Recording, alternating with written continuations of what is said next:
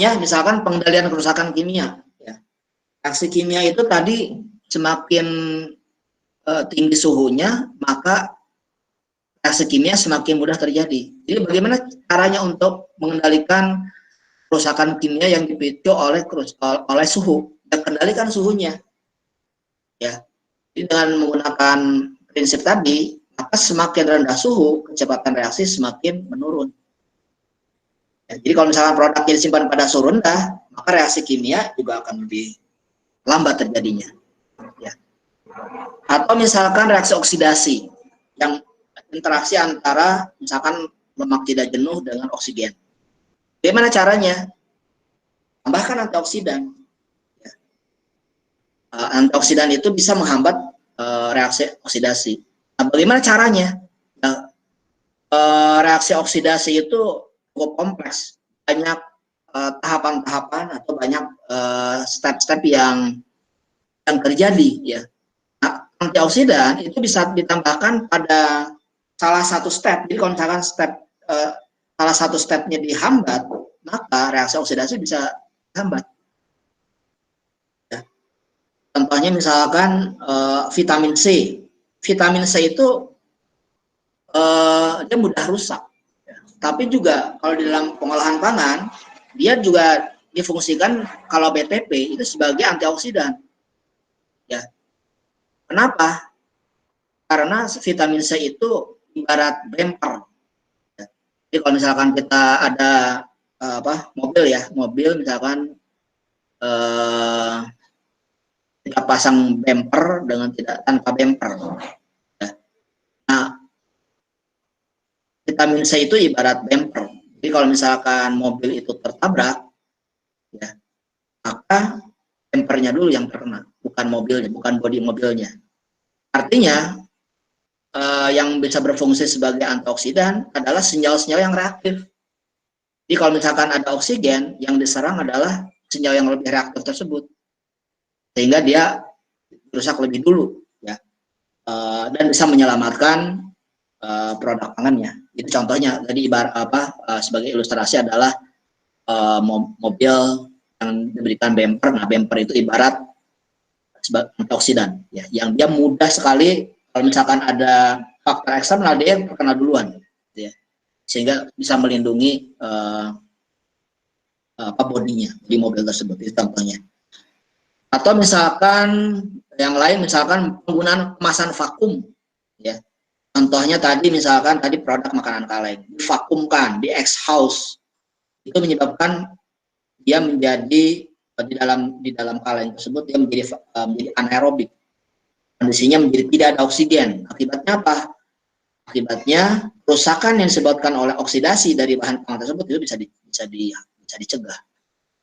Atau contohnya apa? Absorben. Ya, absorben itu yang bisa menyerap oksigen. Jadi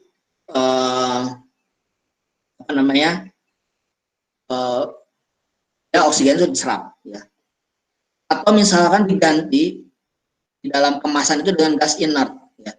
Contohnya apa aplikasinya? Contohnya misalkan makanan ringan, ya, potato chip misalkan. Itu biasanya kan kemasannya menggembung, ya. Itu menggembung itu ada maksudnya, ya. Sebetulnya di dalam kemasan tersebut tambahkan gas inert. Jadi dia mereplace oksigen. Jadi oksigennya bisa terusir, kemudian diisi dengan gas inert. Akibatnya apa? Akibatnya adalah bisa dicegah reaksi oksidasi. Karena apa? Gas inert itu gas yang tidak reaktif. Sehingga dengan menggantikan oksigen yang ada di dalam kemasan tersebut, itu menyebabkan reaksi oksidasi bisa dicegah. Itu contoh-contohnya, ya, bagaimana kerusakan kimia bisa digunakan, ya, bisa dikendalikan, ya, dengan berbagai macam teknik, ya. Ini sebagai ilustrasi lagi. Sebagai ilustrasi misalkan oxidative rancidity, ketengikan, ya. Oxidative rancidity itu pertama faktornya adalah karena lemak tidak jenuh. Ya, jadi minyak goreng adalah minyak yang banyak sekali mengandung senyawa asam lemak tidak jenuh. sehingga dia mudah sekali mengalami reaksi oksidasi. Kemudian yang bisa memicu reaksi oksidasi adalah tadi oksigen. Jadi kalau misalkan bahan pangannya di situ ada lemak jenuh, kemudian lingkungannya ada oksigen, ya, maka akan memicu. Ya. Atau produk hasil oksidasi ini adalah menjelaskan sebetulnya nanti di dalam reaksi kerusakan reaksi oksidasi lemak ini ada tahapan-tahapan, ada produk hasil oksidasi yang bisa memicu reaksi auto-oksidasi. Jadi kalau misalkan hasil oksidasinya semakin banyak, maka itu akan menyebabkan reaksi auto-oksidasi yang mempercepat reaksi oksidasi tersebut. Cahaya juga bisa memicu. Ya. Kemudian logam bisa memicu juga. Ya. Atau enzim, tadi misalkan lipoksigenase. Jadi untuk satu reaksi saja itu faktor internalnya ada, ya, lemak tidak jenuh tadi, atau faktor eksternalnya, oksigen, cahaya, logam, enzim, itu adalah faktor eksternal yang memicu reaksi oksidasi. Nah, jadi contohnya misalkan sekarang saya ingin berikan bagaimana memberikan ilustrasi untuk minyak goreng. Minyak goreng di sini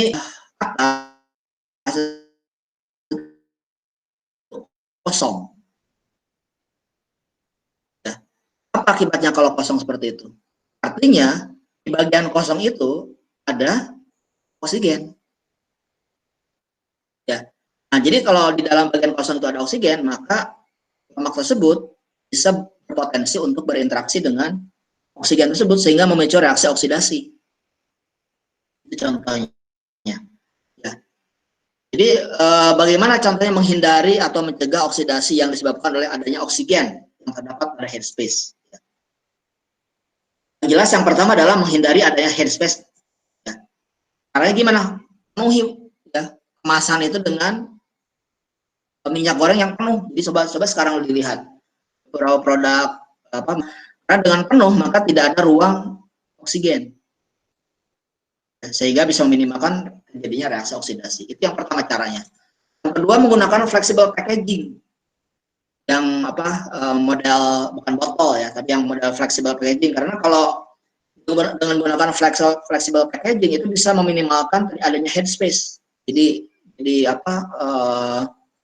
headspace-nya bisa sangat kecil ya.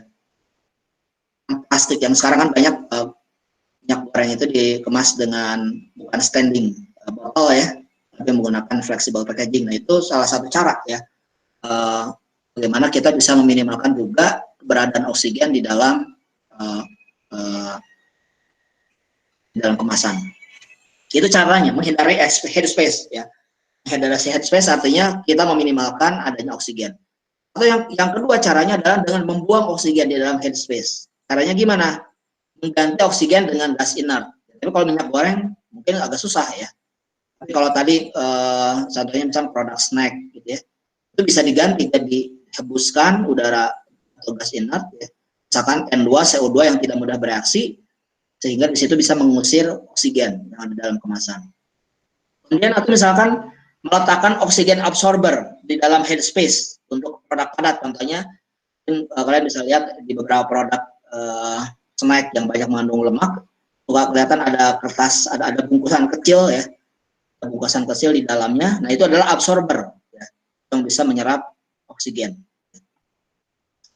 Kemudian cara yang lain adalah kalau misalkan tidak bisa dilakukan, maka atau misalkan ingin lebih efektif lagi ya, maka caranya adalah dengan menambahkan antioksidan dalam lemak atau minyak ya.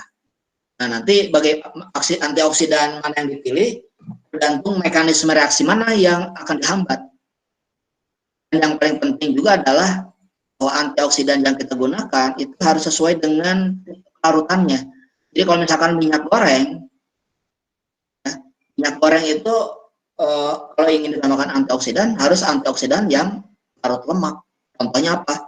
BHT, BHA misalkan ya. Ini produk-produk minyak atau produk-produk gorengan gitu, itu biasanya dikasih BHT, BHA, TBHI. Ya.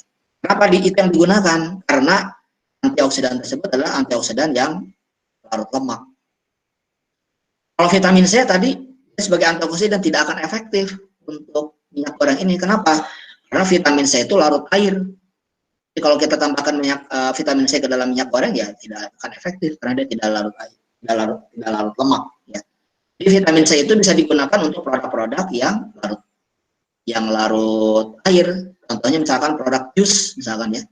Jadi kalau misalkan ingin lebih tahan bisa ditambahkan vitamin C ya, yang bisa berfungsi ganda sebetulnya sebagai sumber vitamin C dan juga bisa berfungsi sebagai antioksidan yang larut air.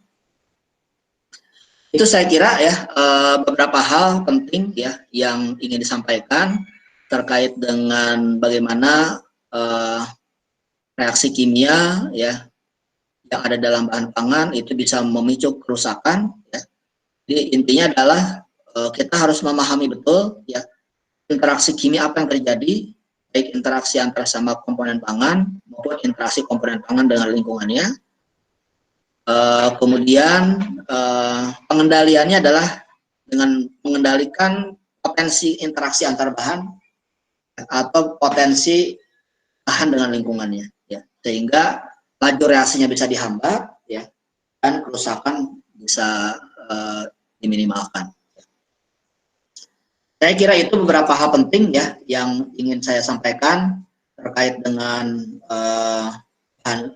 praktikulah ini. Jadi untuk selanjutnya saya berikan kesempatan kita untuk berdiskusi terhadap materi yang sudah dibahas. Mungkin minta bantuan dari Lutfi ya untuk bisa membacakan beberapa soal yang masuk yang bisa coba saya jawab. Oke, baik Pak. Yang boleh teman-teman silakan yang ingin bertanya bisa diketik ya di kolom chat.